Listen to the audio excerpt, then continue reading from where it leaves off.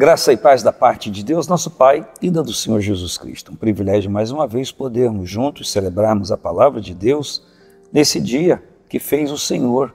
E a palavra imperiosa é: regozijai-vos e alegrai-vos nele. Nós estamos celebrando um tema geral, que é celebrando com gratidão ao Senhor.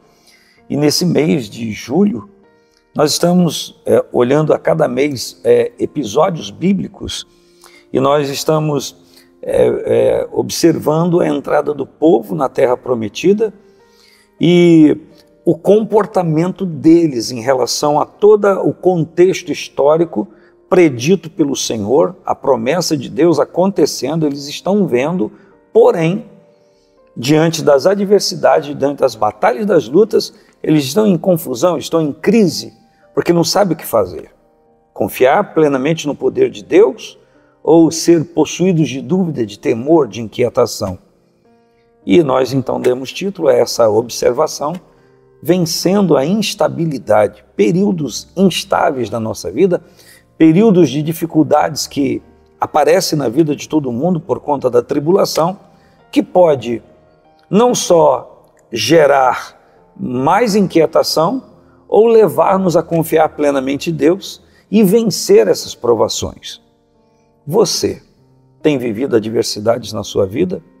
Qual é a sua reação diante daquilo que lhe incomoda, diante daquilo que mexe com você? Você confia em Deus, prefere confiar em Deus, exercer o direito de crer no poder de Deus, na fidelidade de Deus, em contrapartida, você também é fiel? Ou você é o tipo de pessoa que duvida de tudo que a Bíblia diz, de tudo aquilo que um dia você creu e passa a agir na contramão disso? Você apenas deixa de crer ou você é um apóstata? Aquele que vira as costas para tudo que um dia você não só creu, mas tentou ensinar a outros ou induzir a outros a crerem? Ou você apenas fracassou na fé, fraquejou na fé, ou você é uma das pessoas que está resistindo os dardos inflamados do maligno e vencendo tudo isso? Que tipo de pessoa é você? Olha que eu não li ainda o texto. E aí? A gente reage de várias maneiras nas adversidades.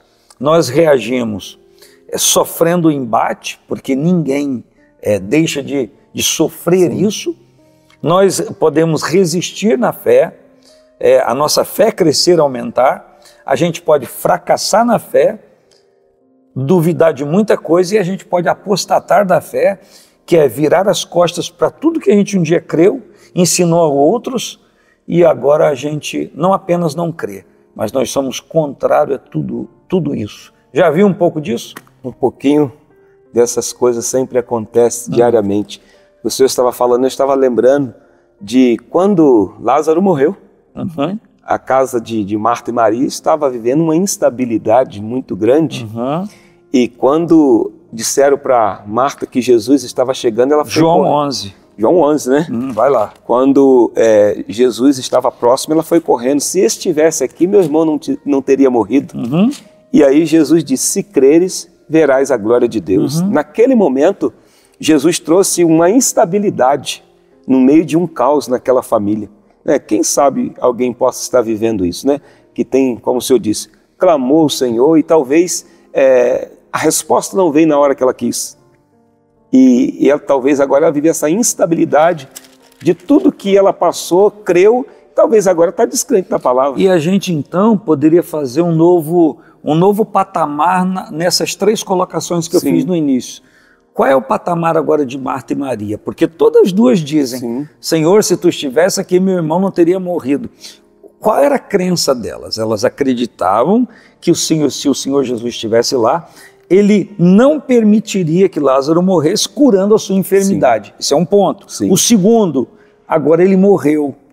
Agora ele morreu, acabou, então não tem mais jeito. Ou seja, elas criam no Jesus que podia curar o seu irmão da enfermidade, mas não criam em Jesus que poderia ressuscitar o seu irmão da morte. E assim, você pode dizer assim: nossa, como pode? Assim são as pessoas que creem que o Senhor Jesus pode fazer algo, isso, mas não acreditam que ele pode. Não, mas isso ele não faz, isso acabou. Tal é o nível de sentimento que a pessoa traz dentro de si mesmo, na sua mente, de chegar a um patamar de vida de dizer, minha vida agora acabou. A pessoa que chega a um nível de vida que diz, agora acabou para mim, está na mesma reação de Marta e Maria.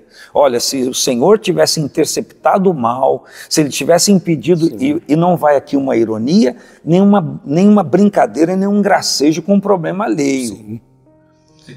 É típico da pessoa que teve uma catástrofe, morreu alguém da casa, alguém que lhe era muito importante, o cônjuge, um filho, uma filha, alguém de muita estima, de muita ligação emocional, e quando aquilo aconteceu, a pessoa diz ou age como, porque tem muita gente que não fala, mas age como, minha vida acabou. Ou seja, se o Senhor tivesse feito isso, se o Senhor tivesse feito aquilo, lançam em Jesus a solução de algo que até é um fator normal, natural. Exatamente. Pessoas nascem e morrem todo dia. Pessoas saem de casa e voltam para casa todo dia. E há pessoas que saem de casa e não voltam para casa por causa de um acidente, por causa de coisas fatais que aconteceram. Então, isso que aconteceu com Marta e Maria acontece todo dia na vida de muitas pessoas de uma outra forma diferente. Exatamente. E talvez, o senhor colocou 2 pontos, né? Ela tinha chamado Jesus, Jesus demorou a chegar, quando Jesus chegou já estava morto, então quer dizer que agora acabou tudo. Só que ele chega com uma solução. Para Marta e Maria, Jesus demorou a chegar. Assim como talvez para você, exatamente, ele tenha demorado a chegar porque não fez o que você imaginava, o que você queria, ou que alguém queria da forma como a pessoa imaginava que ele ia fazer. E Jesus, então, tendo em mente o que ia fazer, ia ressuscitar Lázaro, ele retardou a ida para que o milagre fosse maior. 1 é o milagre de impedir da morte. 2 é o milagre de trazer da morte. E a gente pode olhar essa questão natural e pensar, meu pai morreu, minha mãe morreu, meu irmão morreu, meu filho morreu, e Jesus não trouxe da morte. Mas interessante que o Senhor Jesus quer trazer todos da morte espiritual. É o objetivo. Jesus não veio ao mundo, Deus não se humanizou, recebeu o nome de Jesus para impedir que pessoas morressem fisicamente. Exatamente. Mas ele veio para nos tirar da morte espiritual que nós já vivíamos, que nós já estávamos envolvidos. E esse milagre está acontecendo todo dia, debaixo das nossas barbas e narizes, sem que às vezes tomamos ciência ou conta disso. Existem inúmeras pessoas saindo de um estágio de morte espiritual, tendo vida plena no Senhor, mas o olhar humanista das pessoas continua se concentrando na matéria, na carne, no dinheiro, na mansão, no carro, nas coisas. E a gente não enxerga, ou muitos de nós não estamos enxergando, que o projeto de vida que Jesus veio trazer está acontecendo. Eu posso dizer, não com soberba, mas como dependência. Está acontecendo na minha, está na sua? Na minha também. Então, está na sua. Então vamos dar glória a Deus por isso. É isso, a gente volta lá em Mateus 6, buscar em primeiro lugar o reino dos céus e a sua justiça. E todas outras coisas serão acrescentadas, porém é necessário crer. Se não crer, não vai ver o milagre. Por isso Jesus disse, se creres, verás a glória de Deus. E interessante que essas todas coisas que Jesus está falando em Mateus 6,33, está num contexto anterior, até o 33. Não estejais inquietos pelo que haveis de comer, beber, vestir, onde vão morar, a necessidade ou as necessidades básicas de sobrevivência. Isso é um contexto assegurado pelo Senhor, de que se o Senhor é o meu pastor, eu não terei falta de coisa alguma. Se eu buscar primeiro o reino de Deus e a sua justiça, todas as coisas me serão acrescentadas. O meu Deus, segundo as suas riquezas, suprirá todas as vossas necessidades em glória por Cristo Jesus. Salmo 37, fui moço, agora sou velho, mas nunca vi um justo desamparado, nem a sua descendência mendigar o pão. O que pressupõe? Não uma descendência que fica vagueando, e aí no termo chula, vagabundando por aí sem trabalhar.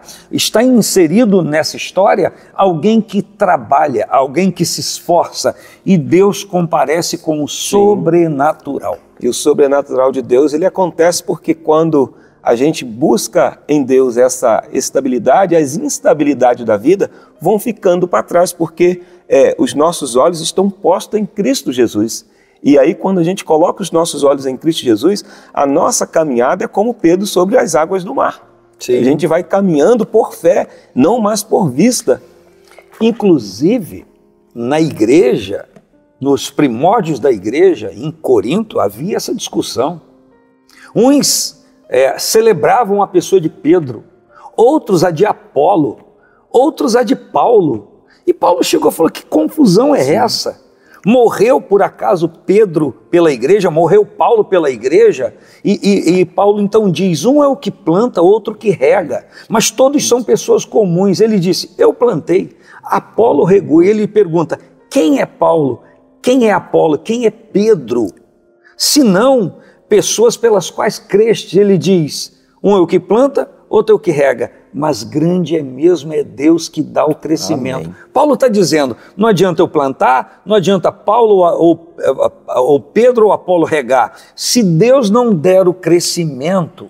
Então, existe uma lei natural para as coisas naturais. Você lança uma semente numa boa terra preparada, ela vai germinar, ela vai crescer, ela vai dar fruto, se a gente cuidar daquilo. Isso é um ciclo natural, mas existe um mistério na semente que cai na terra, ou que é lançada na terra e é tapada. Existe um mistério ali, tal qual o Salmo diz que nós não sabemos como crescem os ossos dentro daquela que está grávida. Existem leis que são naturais, mas nós nos tornamos impotentes diante dela, porque é uma lei divina no natural, na natureza. Então existe lei divina na minha natureza e na sua, mas existe uma lei divina no nosso ser interior espiritual. Isso é extraordinário. Reinando sobre nós. Isso. Por isso que, acho que é Tiago que fala, né? Tornai-vos para mim, que eu vos tornarei para vós outros. Isso. Quando a gente se torna para Deus, essas coisas do sobrenatural passam a acontecer na vida da gente, porque a gente já não vive mais pela nossa fé natural, vivemos numa fé sobrenatural, e isso vai rompendo as instabilidades da vida e gerando uma esperança. Por isso que muitas pessoas, elas não conseguem entender o porquê que ela não está sendo atendida naquela hora, mas também existe, como o senhor falou, de plantar e outro regar, e Cristo dá o crescimento. E o interessante é que quando ele citou Tiago, que o Senhor diz, tornai para mim, o que ele está falando? O Senhor está falando de alguém que se afastou dele, de alguém que virou as costas para ele. Tornai para mim ei, você que está indo em direção contrária, ei, você que está enraivecidozinho, zangadinho, está com toda desconfiança, não me busca mais, ei, tornai para mim. E sabe qual o nome que Tiago chama, que a Bíblia chama essas pessoas? Adúlteros e adúlteras. Pessoas que não só viraram as costas para Deus, mas estão se relacionando com outro ser espiritual. Alguém que deixou a Deus e depois reclama de Deus não estar fazendo na vida dele o que ele precisa. Essa é justamente a inconstância, essa é justamente a instabilidade desse povo que entrou na terra prometida e que Deus disse, olha a terra que eu prometi, está aí, agora conquistem. Só que a pessoa que está nessas condições que o senhor falou, que se enraiveceu ou tomou uma atitude, talvez de estar parado, abandonou a fé em Cristo Jesus, mas ela é interessante que ela quer ser abençoada. Não tem bênção para aqueles que não têm Jesus. Então é preciso entender. Hoje, talvez, não sei porquê, o motivo e a razão que você está parado, mas olha a semente que Jesus está colocando no seu coração. Você que permitiu a gente entrar na sua casa através desse vídeo, é porque Jesus está falando com você. Não é à toa que você está assistindo, porque você precisa refazer o caminho. Lembra do filho pródigo? O pai estava lá esperando ele e repôs tudo aquilo que ele nem tinha direito mais. E aí ele pôde desfrutar das maravilhas que o pai tinha preparado, do cevado, da roupa nova, do anel, das sandálias nos pés. Talvez seja você que está nessa situação. Deus espera por você. E o que o filho pródigo fez? Pródigo quer dizer, não quer dizer aquele que foi e voltou. Pródigo quer dizer esbanjador. Ele não só virou as costas para o pai e vazou. Ele levou tudo, né? Levou a parte dele que era de direito quando o pai morresse. Quando ele exige do pai aquilo que era direito dele quando o pai morresse, ele está dizendo, não estou nem aí para ti. Para mim agora é como se o Senhor morresse. Exatamente isso. Então existem pessoas que agem com Deus assim, como se Deus não existisse. Só que na hora que lhe aperta o gogó, pula. Essa expressão gogó, você se lembra, né? Então, quando lhe aperta o gogó, aí volta-se para Deus, não em temor, não em obediência, não em honra, sim, volta por necessidade. E essa necessidade que fez o filho pródigo voltar, primeiro aguçou nele lá, quando ele desejava comer as comidas que os porcos comiam e ninguém lhe dava nada. Enquanto falamos aqui, tem muita gente por aí comendo comida de porcos, passando situação ou vivendo circunstâncias e situações que jamais queria viver, mas está e foi conduzido a elas por conta de circunstâncias e não cabe a nós julgar isso, porque as coisas são tão diferenciadas e alongadas por aí, tem tanta bifurcação nas decisões e condições humanas que não cabe a gente nem sequer nomeá-las. Mas a verdade é que tem gente vivendo hoje à margem do que gostaria de viver e talvez no seu pensamento nunca gostaria ou ia querer ou ia optar a viver daquela forma, mas está subjugado a isso. O que nós queremos te dizer é que o Evangelho de Jesus Cristo não só nos tira de uma marcha retilínea para o inferno, meia volta a volver 180 graus e nos faz ir em direção a Cristo e os seus propósitos, a sua salvação, na realização espiritual, mas também na vida familiar. O Espírito de Deus entra aí na sua casa e conserta, te ajuda a consertar as coisas. Relacionamento de trabalho, profissional, financeiro, o poder de Deus se estende a tudo que diz respeito a nós, porque quando Deus nos fez, algo Ele manteve sobre nós, a sua glória, o seu poder, para nos conduzir a um propósito para o qual Ele idealizou para nós. E qualquer coisa que esteja acontecendo fora disso, o Espírito de Deus é poderoso, desde que demos ouvidos, abrimos a nossa vida, abramos a nossa vida para Ele entrar, e o governo dEle vindo à nossa vida, venha a nós o Teu reino, vai fazer com que a gente esteja de novo, dentro de um plano excelente de Deus. Se você agora pode entender isso, que as suas decisões, ou você pode ter um argumento, eu fiz isso por causa disso, mas as suas decisões podem ter te afastado do Senhor. A verdade que a gente quer dizer é que a misericórdia de Deus te atrai de novo a essa cobertura divina. Não foi Deus que tirou a mão de sobre você, foi você que saiu debaixo da mão dele. Então a mão dele continua estendida. Volta. Só voltar. Volta. Volta, se abriga de novo na mão de Deus e o extraordinário do Senhor irá acontecer. Você tem uma palavra para eles acerca disso? É você voltar, como aquele filho voltou. Independente do que o pai pensava, ele voltou. E o pai o abraçou, assim Deus também, Ele está esperando você. Volte para Ele enquanto há tempo, e o tempo é agora. Inclusive, nesse domingo nós teremos aqui às 9 horas da manhã a escola de cura. Talvez você precisa passar por a cura desses sentimentos. À noite teremos a ceia do Senhor, e você, como filho que um dia se afastou, pode voltar a sentar na mesa do Pai. E você que não sabe o que é isso, você vai conhecer o que o Pai tem preparado para você. E o sentimento do distanciamento é assim. Sabe que o Pai é misericordioso, sabe que o Pai tem tudo, mas na mente pensa, será que Ele vai me aceitar? Sim, exatamente. Será que Ele me aceita de volta? Já sei, não vou pedir para ser filho de novo, mas eu vou pedir para ser servo, trabalhar como os outros. E quando ele volta, ele descobre uma coisa, que mesmo que ele tenha se distanciado, o pai nunca deixou de considerá-lo como filho, verdade. mas ele deixou de considerar-se como filho e automaticamente desprezando o cuidado paterno.